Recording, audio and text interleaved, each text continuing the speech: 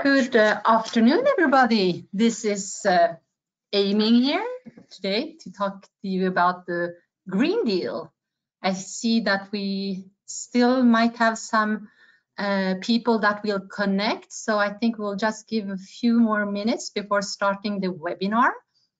Meanwhile, if you have any specific issue that you would like to us to address today, please do not hesitate to already now start asking your questions or just commenting on what you want us to discuss on. We can already start with this while people are still connecting.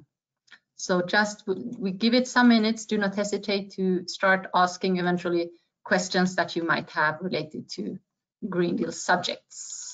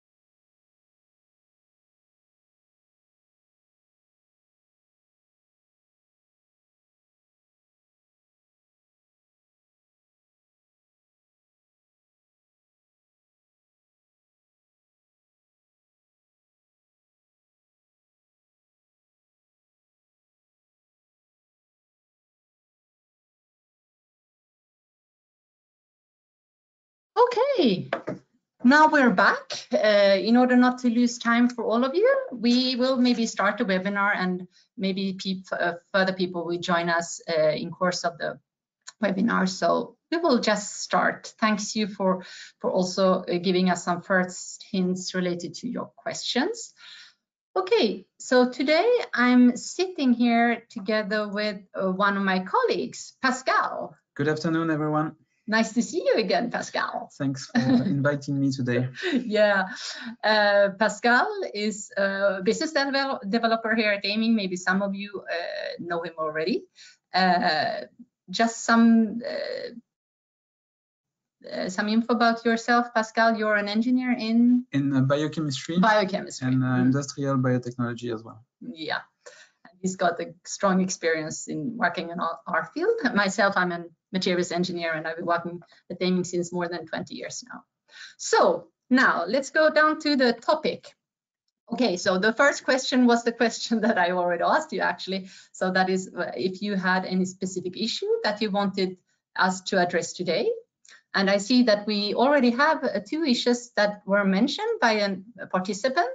I can briefly talk about those issues, but if you have any other issue, please do not hesitate to comment in course of the meeting. So one question was related to the expected success rate, and that is, of course, a very tricky question, because as you will see, the European Commission has chosen a strategy to not open too many calls. I mean, not calls, but to allocate a large amount of budgets on very specific projects. So that means that there will be not that many projects funded. They really want to have ambitious projects. So I guess that the success rate will be a bit tough, as we are used to within the Horizon 2020. I see also there is another participant that had a question related whether the Green Deal will be part of the Horizon Europe program. I have not really looked into it in which sense, but yeah, obviously there will be other calls, whether it will be related to Horizon Europe exactly itself or standalone. but for sure there will be other calls. Maybe you have heard anything about that, Pascal? Yeah, for what is sure that the Green Deal calls are part of the Horizon 2020 work program, for sure. Okay, sorry. So for these calls, it is still part of this current framework program. But for the rest, for next year, we don't know yet if there will be a follow-on Green Deal calls for the time being. We don't know yet, for sure. Okay, well, I mean, the subject as such is still an important issue for Horizon Europe, obviously, the Green Deal aspect. So for sure, there will be topics very closely related to Green Deal issues. Maybe it will not be as complex as it is expressed within the Green Deal calls. Thanks for that. Okay, so that is maybe the questions for the time being. So now let's go further in our presentation. And again, please do not hesitate to add novel questions in course of our presentation, because there will be some theoretical parts. So if it's too boring, just tell us. Okay, so let's go down. I'm switching the slide. So what is the Green Deal philosophy and context, actually?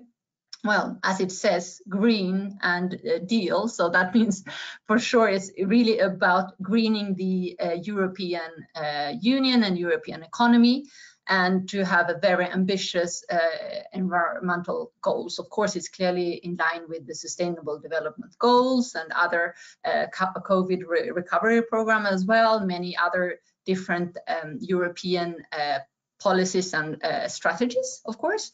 To keep it really short, I mean, it's obviously low carbon, but also about greening our cities, greening our transport, greening our ways of producing, and so etc., etc. We will have a close look on that in further on the presentation. Now, regarding the EU ambition as such, on which the Green Deal is based, of course, it's really that the European Union wants to be the first climate neutral bloc in the world in 2050. So everybody knows that, of course, the European Union is very mobilized on these issues, and compared to many other geographical areas of the world. So it's really a strong ambition to become climate neutral in 2050. It can't be that easy. So to finance this green transition, of course, they have implemented two different funding schemes, actually. You have the European Green Deal Investment Plan, which one could say, to our opinion, is more maybe on a global level. It's maybe to finance and co-fund and demonstrate outstanding solutions through competitive calls, for instance, and so on, but really outstanding achievements. While you also have the just transition mechanism, where the aspect is really to not leave anybody behind, mostly related to regions. So that is regional initiatives that will be implemented. We will present it very briefly in some slides. Now, regarding the Green Deal as such, we try to illustrate here on the slide maybe how this Green Deal can impact you as a citizen. This is not anything that Ayming has done. It's just the European Commission early when they communicated on this program. They wanted to illustrate how this Green Deal could be of value for us. So they made this nice scheme with the dad and his kid coming back from the shops where they have bought groceries and stuff. So it's a nice scheme, but whatever. Obviously, it's really about cleaning air and water and soil, cleaning the energy, renovate homes and schools and hospitals, for instance, have better public transport services, obviously healthier food, less pesticides and fertilizers, and in more general sense, more environmental friendly products in our shops, and also better charging of e-cars, for instance, maybe, and a better health for current and future generations. So it's really a greening program, obviously, but strongly related to the citizens' need and the social aspects. As such, you can see that all these sorry, I can't see this well. All these program is structured in different activity areas. So we have the achieving climate neutrality, we have the sustainable transport, we have the preserving Europe's natural capital. We have transition to a circular economy, zero pollution Europe from farm to fork, and transformation of agriculture and rural areas, and also towards a more modernized and simplified CAP. Sorry, I didn't look that up, but CAP, what is that, Pascal? Well, whatever. I mean, it's more simplified, I guess, modernized production and so on, I guess, must be. And you also have the clean, reliable, and affordable energy. And then you have like the financing of the transition and leave no one behind. So that is why the just transition is actually something very important as well for the European Commission, not only funding outstanding initiatives, but also helping less developed regions or less developed areas to also develop their environmental aspects. So Pascal, you recently attended the R&D days, and they also wanted to share some key messages. Yeah, can you tell us something about that? You can have a look at the introduction that is given in the call text for sure, where they present and introduce what is the Green Deal spirit. Obviously, there are keywords that are really important. So they want to fast track innovation and to green the industry as much as possible. So it has to be short-term actions to be implemented, best practices, so that they are impactful long-term. So that's really, really important. So to do that, they want to focus on rapid scalability and dissemination uptake. So meaning that we are not talking about low TRL projects. We are really looking for high TRL projects, and we need to deliver to the market after 4 to 5 years duration project. We want to be impactful for citizens. So citizens is really at the center of this Green Deal spirit. And for what you want to do in this project, you want to make sure that you are putting in place actions, really visible actions, not too many actions, but targeted actions. So you need to think twice when you start up with your project, and really to be focused on the number of actions that are relevant, easy to implement. And we are not talking about proof of concept here. We are really talking about market-driven innovation.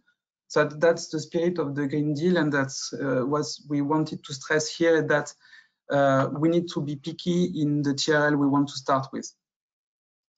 Thank you, Pascal, related to that. I mean, obviously, you will be seeing in the next slides that there are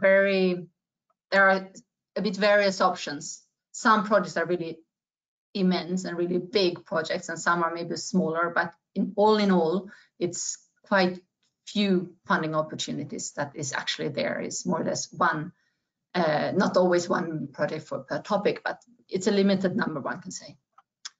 Now, just some words about the just transition mechanism, even though maybe you're not concerned about it, but just know that it's part of the Green Deal plan and the greening economy of the European Commission.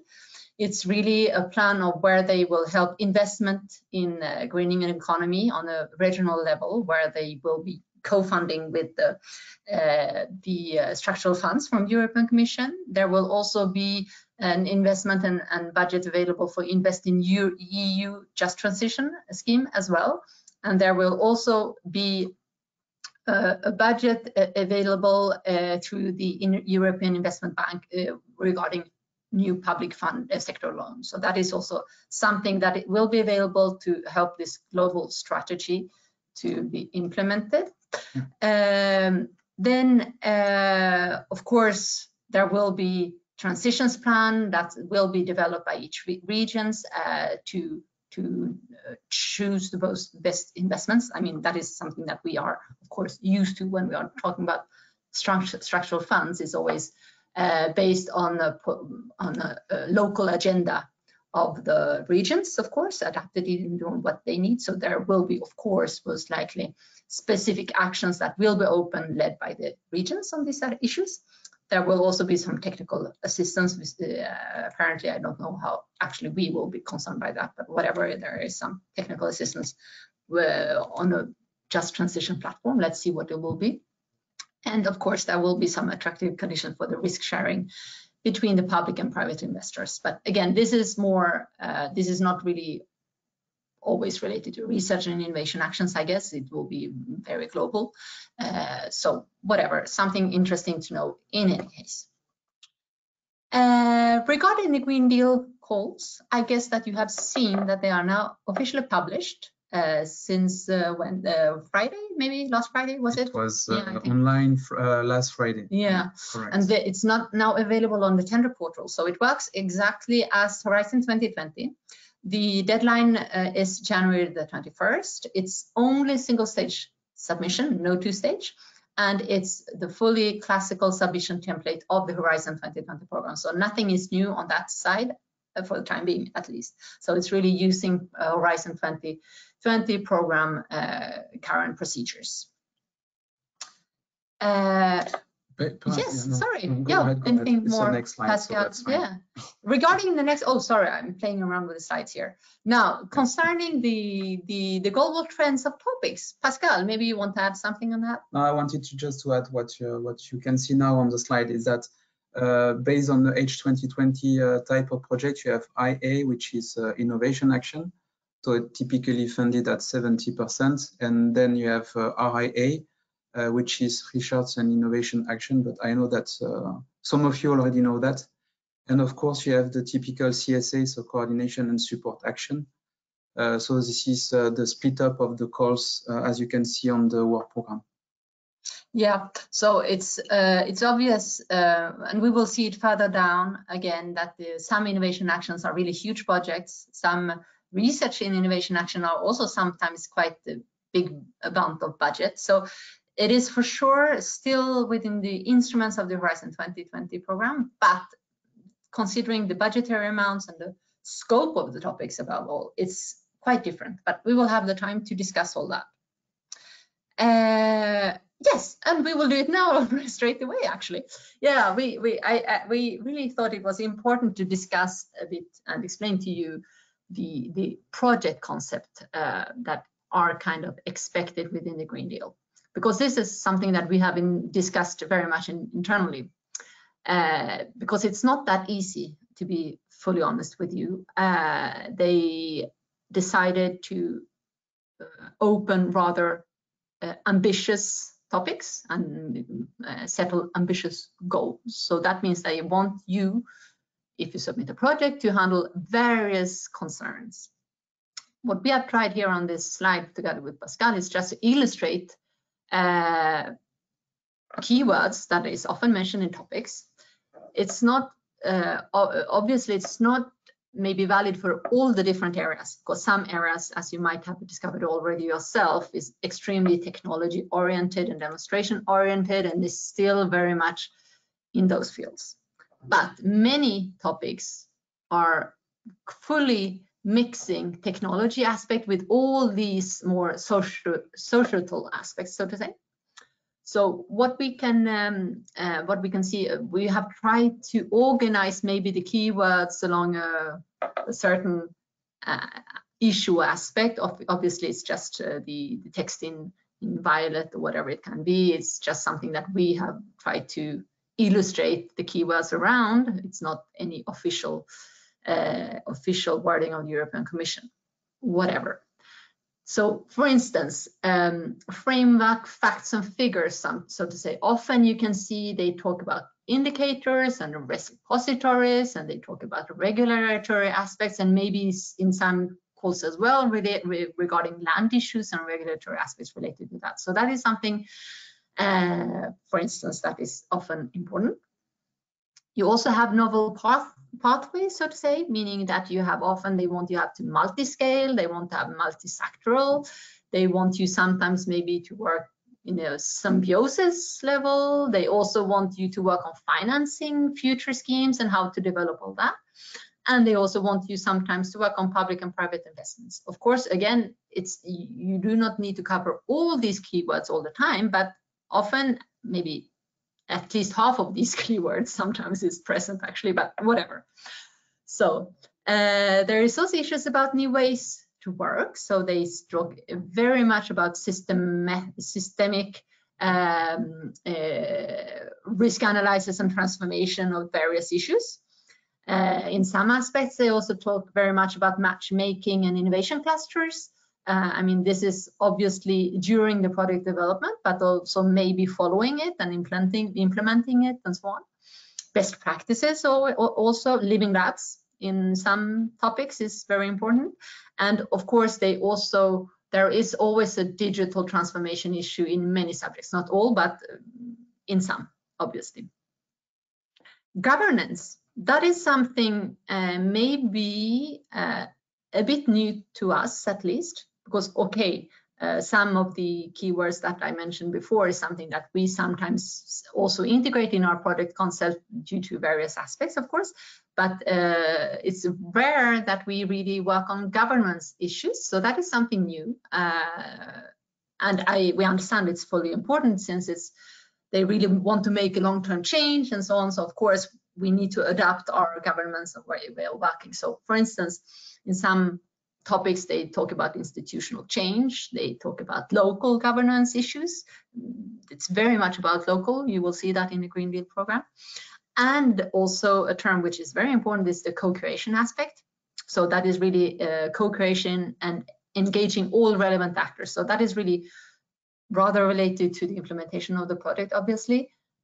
They want everybody to be on board. So if we co-create with institutions and with local authorities, with the end users, citizens, with the producers, with the polluters and blah, blah, blah, everybody will be on board and accept our solutions, for instance. So that is one aspect, but they also want everybody to be engaged, to be fully committed and convinced that this is the way they want to go. So it's about motivation and also about engaging and so on. Citizen is also frequently mentioned. We have, of course, issues related to citizen engagement and awareness. That's obviously in many courses very important to have that. We also have customer-driven in some sense. In some parts, some topics, it's an important aspect to have customer-driven issues. Public acceptance, again, this is really something, yeah. Again, it's something that I mean, the first three keywords is something that we are often using within Classical Horizon 2020 program. But they also talk about common culture. So now this is something more new, more social sciences based. Again, it's not concerned with all the topics, but again, you can see it's a change. We can no longer only focus on developing exciting technology. We need to make this work. We need to make it accepted. We need to rework our way of thinking, and we need to start from, as you say, from the egg and the chicken. I mean, work on the chicken and the egg. I mean, work both sides of the story and develop this common culture and blah, blah. Interesting. And then last but not least, another aspect that maybe we are less familiar with, again, regarding Classical Horizon 2020 programs, is the social innovation aspect. That is also very present in several topics. So you can see words about marginalized and vulnerable citizens or regions, for instance, depending on the topic. You see developing novel social practices and understand behavior and so on. Also, they talk about community-based innovation sometimes. So that is really citizens' initiatives to and not only citizens, but citizens and surroundings to innovate together with them. And of course, we have issues about training and education. So with this slide, we just try to make a wrap up. And I think now when you have seen this slide, maybe you already had this vision on your side. Maybe it was clear for you. If not, I think it's quite useful. When the European Commission started communicating on this potential Green Deal call, we were all very excited, of course, since the Horizon Europe program is a bit delayed. And we said, ooh, we will have great opportunities for our clients and so on. But in final, since the European Commission decided to focus rather on a few initiatives and big and complex projects, in final, it's quite difficult. And it's not that easy to have the great idea and being able to cover all these different aspects that they actually want to have. But we do still think that it's very interesting to have a look on this, do have a look on the topics, do think a bit how your research subjects and how your specific sector could be a bit concerned by these kind of issues. Because within Horizon Europe program, we still believe that European Commission, they will be getting more closer to not only focus on technology and industry. They want to go closer to the citizen. They want to go closer to governments. They want to go closer to different challenges that could be addressed. So I think it's quite interesting to have this global view of potential concepts, because it can be useful for you during your first projects within the Horizon Europe program. So this was quite global. I don't know if you have any specific question to all what we have said about this. If you want to comment anything on this, please do not hesitate to use the chat. I don't know whether these messages were clear for you or if there is something that is unclear. Please do not hesitate to comment. I'm just checking if there is any comment, but not yet. Okay, let's go further then. Now, Pascal, what we have prepared here is just the different areas that are open, and we have identified the different kind of action, the expected budget of the action, and what is the scale of the project that they expect, and how many projects could actually be funded. So regarding the increasing climate ambition, there are some cross-sectoral challenges. We have an issue about the wildfires. That is something that we all know about, of course. We also have the problems or issue with the climate neutral and socially innovative cities. And we also have the innovation packages for EU regions. Those, I don't know if you have a look on those different topics. It's the last two citizens and regions, cities and regions, of course, they are very much focused on very global aspects of innovation and transformation and governance and so on. So it's a bit very closely also to some senses to social sciences area. And as you can see, wildfire, they will fund one project. And in the, but that is, sorry, that is the CSA. So within the preventing wildfire, there can be 4 to 5 projects. So, but I think there is something about the sub areas or something like that. I don't have it in front of me at this very moment, but I think there is an issue about that. So it's, so it's not maybe that open, but at least what is really quite interesting about this is that they have still it's an innovation action, so they want to have mature technologies, they want to implement it and so on, and it's something between 15 to 20 million euros. So that is kind of a size of a project that is more classical to that sense. However, if you have a look on the climate neutral and socially innovative cities, there it's different. I mean, they want to fund one project and it's 53 million euro, and it's a research and innovation action. So it's a bit specific, but whatever. So sadly enough, unless you have a huge, great idea, splendid idea of a specific city, it's no use trying, I think. I think for those where you can see that there is only one project funded and the very big budget is that more or less there are kind of projects that are ongoing and in direct contact with the European Commission, I guess. Now, then we have clean and affordable and secure energy. What can you say about this? We have the offshore renewable energies. Yeah, so for this specific area, so we are in the area 2. So in this specific area,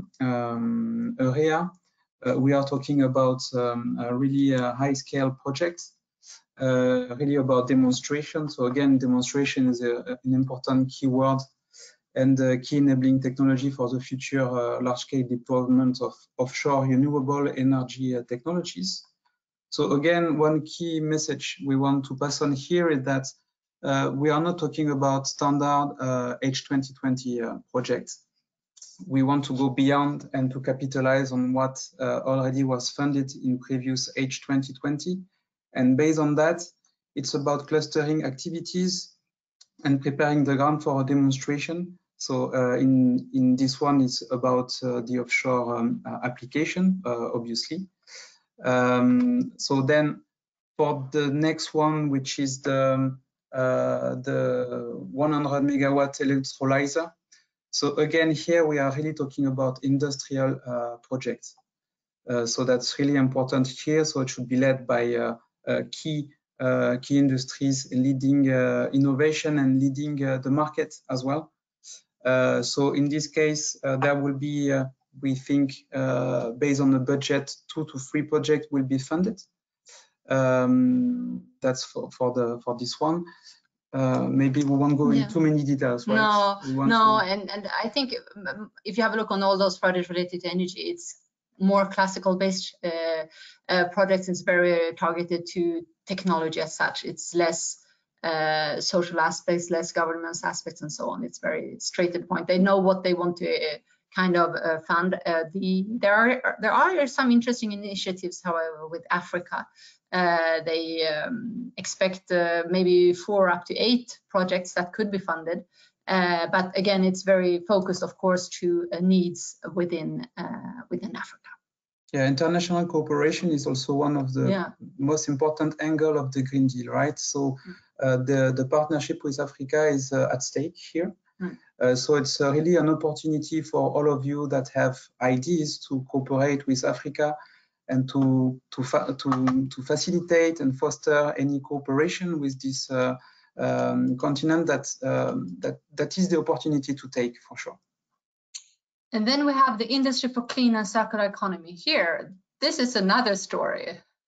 So of course, again, when we saw this a closed industrial carbon cycle, or even the systemic solution for territorial circular economy, those are subjects that here at Ayming we're quite familiar with, and I guess also some of you that are participating were quite interested in. However, it's quite focused. Let's see, the first subject, they want to fund very ambitious projects. It's up to 40 million euro for one project, so they will fund 2 projects.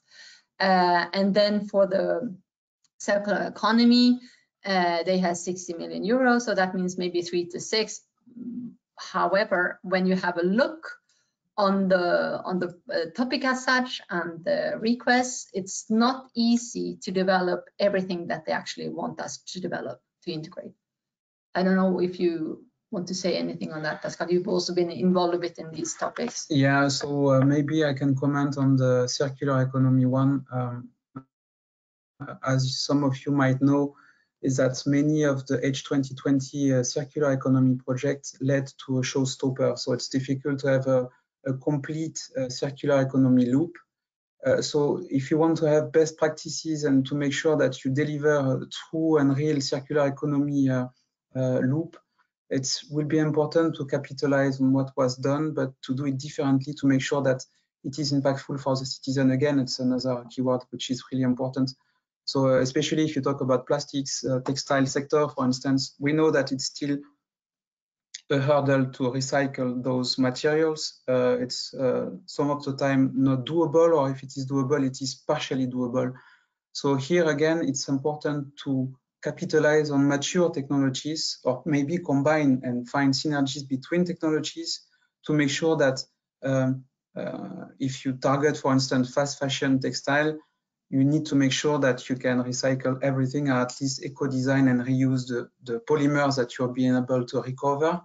So to deploy circular economy, it's really about collecting, sorting, recycling, and reusing. If you cannot address all of those application or activities, then you will not be considered as a mature project, or at least not being capable at a territorial cluster to deliver results for the citizen again. So it has to be happening, and it has to be true for the economy, the employment, and especially you want to be impactful for the environment as well. So this one's going to be really tricky and competitive, and but make sure that you gather a nice cluster of actors that are really committed to circular economy and not just saying the word. The one aspect which is really important to see there is like the territorial deployment. That is quite specific, because we've been working on circular economy projects that are not specifically always territorial. So that is a very strong keyword here. So the concept of the project really need to be on the territorial basis and find, as you say, as Pascal said, it's like do it all local and most likely integrate with other waste streams and integrate with other aspects and integrate with citizens and even social aspects and so on. It's quite a tricky one, even though the subject as such a title is compelling, but it's not easy. And replication, it's really what is the most important in these ones. It's really about spreading the solution throughout Europe and beyond.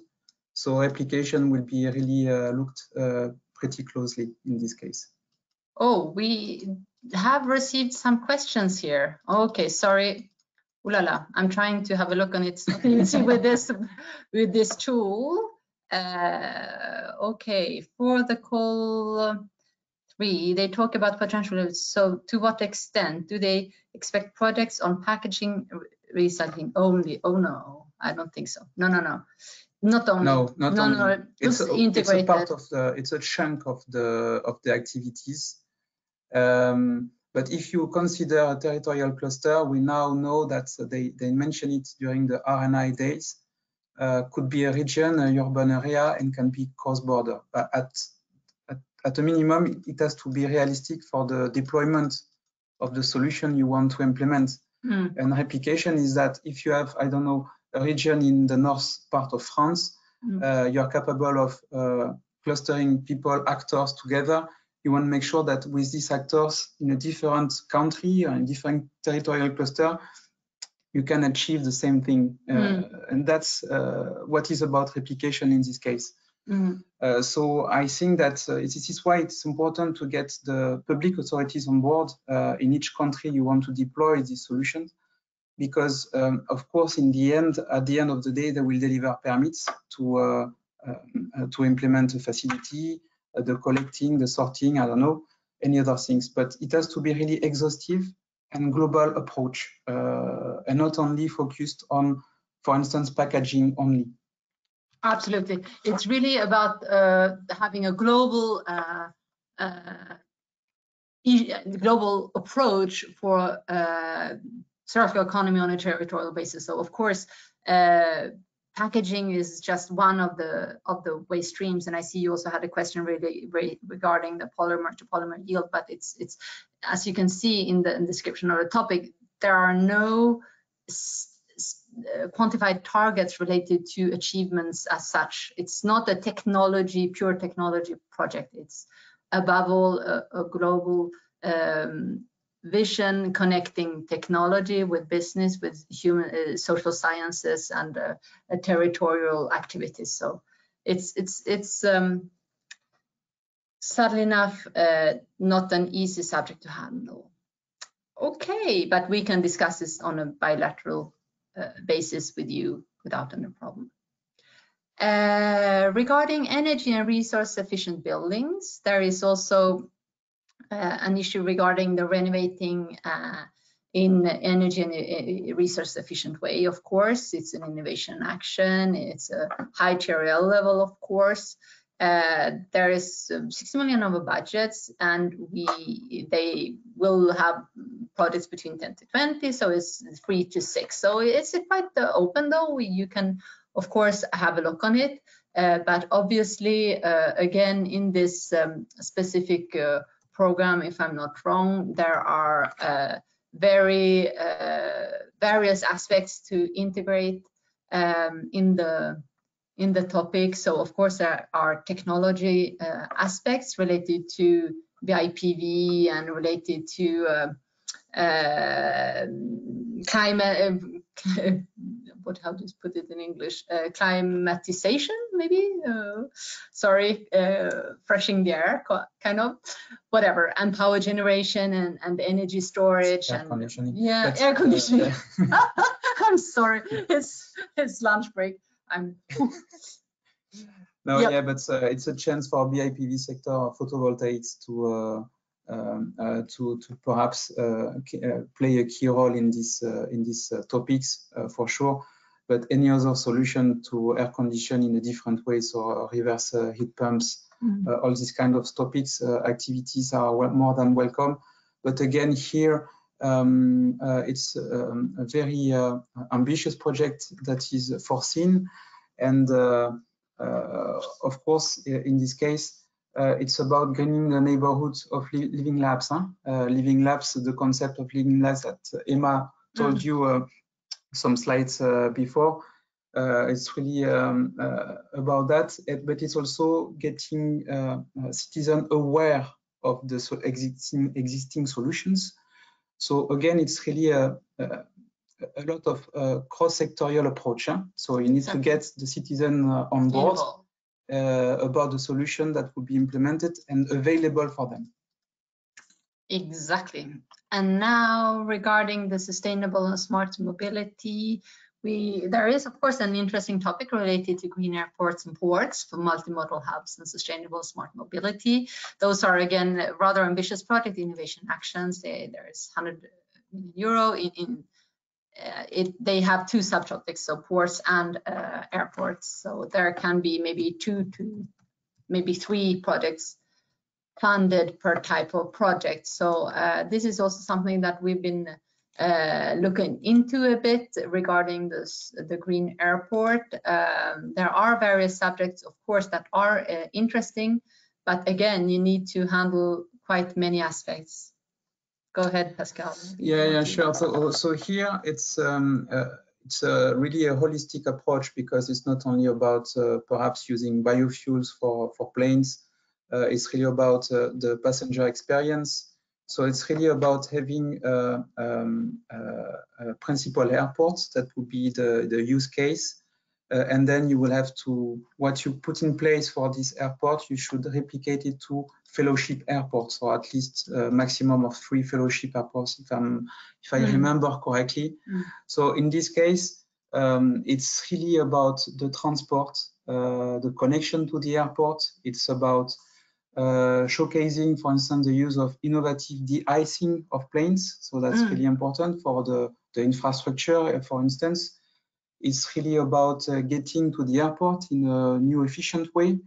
It's about really, smart mobility. But again, you need really a principal, a main airport that will be a kind of demonstrator. And of course, you have subtopics here, but you need to address all of them. So it's not just about getting, for instance, a new refinery that will produce a new type of biofuels. You need to be broader and have a larger vision than that. You need to go beyond that, and you don't want to address only one topic, but you need to focus on the 4 activities I foresee. So about the terminal, about the transport, and about energy efficiency, and of course cross-cutting aspects. So the air quality of the airports in the neighborhood behind it. Of course, the use of ICT and satellite-based solution to manage the resources. So it's really a new concept of airports. And of course, after 2 years of the project, you can start replicating what has been achieved in this airport to fellowship airports. So in a nutshell. Yeah, exactly. So that is, I don't know if some of you were familiar with Lighthouse project regarding smart city. Yeah. Those have been very much funded during the Horizon 2020. So this is, one could say, a bit similar, but within the green airports issue, so to say. And then next subject is farm to fork. There, they have chosen a bit differently, because it's for sure several innovation actions that are open. They are smaller scale, so to say. It can be 6 to to 12 million euro projects, so they can actually fund 6 to 12 projects in total. Now, regarding I think there are different sub-subjects, isn't it? Aren't there? Yeah, indeed. So in this one is there will be 6 projects funded, and one per subtopic. We made the math, and we believe it's going to be so. So in this case, there's a consensus on saying that, of course, food and the food production is responsible for a big chunk of GHG emission. Of course, we want to avoid food to be wasted because our resources are limited and we have only one planet. So the spirit of this farm to fork strategy is really about putting in place activities regarding, for instance, the antimicrobial resistance. We know that it's a big problem because most of the antibiotics, especially for the aquaculture and animal production, is quite a big problem, since most of the diseases are not getting more and more resistant to it. So we need to address that. Of course, at a farmer standpoint, we need to change a bit the mindset in terms of pesticides and fertilizer. So it's about a paradigm in getting new actions, new solution to tackle plant disease, for instance. There will be also something that will be addressing the reduction of food losses and at any stage of the process. That's really important. So again, farm to fork, it is well described by saying so. And of course, the last but not least, you will have to shift to sustainable, healthy diets. So here it's really about changing the mindset in terms of how you get more natural food, but also they want to target also one specific vulnerable groups, so the most deprived, and you want to make sure that, of course, healthy diets, anyone can benefit from it. Yeah, so that there again we have the social issue. Yeah, which is of course really interesting. They always try to relate to the social aspect, and that's of course interesting for us as citizens, because it's, I mean, obviously they shouldn't forget that. So yeah. Good. Thanks for that, Pascal. So that's about it. And then we have, of course, some areas. We have biodiversity and ecosystem services. So that is more restoring biodiversity and ecosystems. It's maybe a bit less concerned by your aspects today, maybe, but they have quite a big budget, and they can fund up to 3 to 5 projects maybe on this specific topic. Yeah, we can say that this topic, this area is more in line with what is expected in LIFE program, for instance. For those who know this LIFE program, it's a bit in the same spirit. That's what we can say so far. Absolutely. Now, regarding almost the final topics, we have the zero pollution, toxic free environment. Here, they have chosen different instruments. It's rather research and innovation instruments, and it's also smaller scale, if I'm not wrong. Yeah, so to say, 8 to 12 or 4 to 6 million euro. And of course, we have one aspect related to regulatory sciences, about the industrial chemicals and pharmaceuticals and so on. So it's really preparing next upcoming evidence-based policies, so to say. And we also have the issue about protecting our health and environment and national resources from persistent and mobile chemicals. So again, it's more specific projects, obviously, but fully in line with the overall Green Deal objectives. And then we have, last but not least, a more specific aspect related to various research actions. So we have the aspect related to European research infrastructure capacities and services. So that is clearly a research and innovation action, obviously.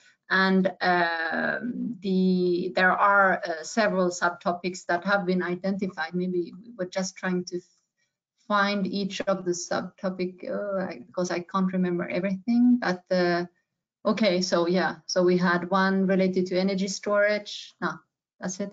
Yeah, we have one energy storage, one related to advanced climate and environment observation, and there must be a third if I'm not wrong. Yeah, so no, okay. So in any case, so those are more, maybe less in line with industrial needs. It's more about common research capacities and infrastructures. And then we have more citizens aligned projects related to end products and services for all stakeholders. And again, this is much smaller scale projects, obviously, but they have they want to give the possibility to fund very specific actions related to that.